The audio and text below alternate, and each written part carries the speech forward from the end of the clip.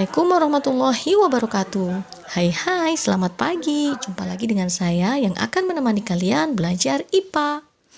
Ini adalah video pembelajaran untuk kelas 7 bagi kalian yang di sekolahnya sudah menerapkan kurikulum merdeka. Sebelumnya kita sudah belajar tentang gerak dan gaya. Link videonya bisa kalian lihat di pojok kanan atas atau di akhir video atau di kolom deskripsi. Jadi sekarang kita akan melanjutkan materi yaitu tentang klasifikasi makhluk hidup. Pada bab ini ada 3 subbab yang akan kita pelajari. Yang pertama ada makhluk hidup dan benda mati. Kemudian yang kedua ada klasifikasi dan kunci determinasi. Kemudian apa saja sih ciri-ciri atau karakteristik makhluk hidup itu? Nah, ini ya. Yang pertama adalah memiliki kemampuan untuk bergerak, tumbuh dan berkembang, bereproduksi, peka terhadap rangsang, membutuhkan energi, memiliki kemampuan untuk bernafas, melakukan ekskresi, dan juga yang terakhir tersusun atas sel.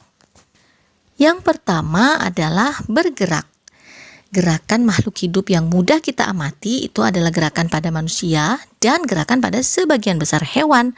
Karena manusia dan hewan mampu bergerak aktif dan berpindah tempat.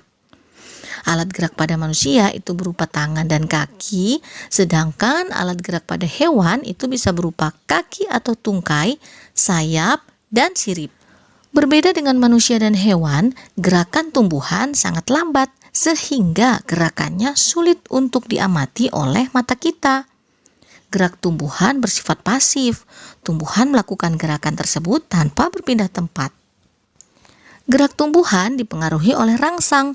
Contohnya daun putri malu yang mengatup ketika disentuh, kemudian gerak ujung batang tumbuhan yang akan tumbuh ke arah cahaya matahari. Ciri yang kedua adalah tumbuh dan berkembang. Manusia mengalami pertumbuhan dari janin, bayi, anak-anak, remaja, dan pada akhirnya menjadi dewasa. Pada proses pertumbuhan terjadi pertambahan ukuran tubuh dari yang semula kecil lalu berubah menjadi besar. Begitu juga dengan tumbuhan dan hewan. Tumbuhan dan hewan juga mengalami pertumbuhan dan perkembangan. Contohnya ketika kalian menanam biji jagung dalam tanah, maka beberapa hari kemudian akan berkecambah. Setiap hari tinggi dari kecambah akan bertambah sampai terbentuk daun dan tumbuh menjadi tumbuhan yang lebih besar. Ciri berikutnya yaitu mampu bereproduksi. Semua makhluk hidup bisa melakukan reproduksi. Hal ini menunjukkan bahwa mereka dapat menghasilkan keturunan yang mirip dengan induknya. Ciri berikutnya adalah peka terhadap rangsang. Kira-kira apa yang akan terjadi ketika kalian tiba-tiba memegang benda yang sangat panas? Tentu kalian akan langsung menarik tangan kalian kemudian berteriak. Nah, yang kalian lakukan itu merupakan bentuk respon atau tanggapan terhadap rangsang. Manusia dan hewan memiliki alat indera yang peka terhadap rangsang. Semua rangsang akan diterima oleh reseptor pada alat indera, kemudian diteruskan ke sistem syaraf pusat sehingga tubuh dapat menanggapi rangsang.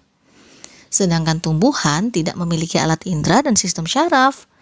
Rangsang yang datang pada tumbuhan disebarkan oleh cairan dalam sel tumbuhan. Tumbuhan jenis tertentu memiliki kepekaan terhadap jenis rangsang tertentu. Contohnya, ujung batang tumbuhan akan membengkok ke arah cahaya. Kemudian daun putri malu akan mengatup ketika disentuh. Ciri berikutnya, mengambil dan menggunakan energi. Makhluk hidup membutuhkan energi untuk bergerak, tumbuh, berkembang biak, dan menjalankan fungsi tubuhnya. Manusia dan hewan memperoleh energi dengan cara makan. Makanan yang masuk ke dalam tubuh akan dicerna dan diubah menjadi senyawa sederhana seperti glukosa.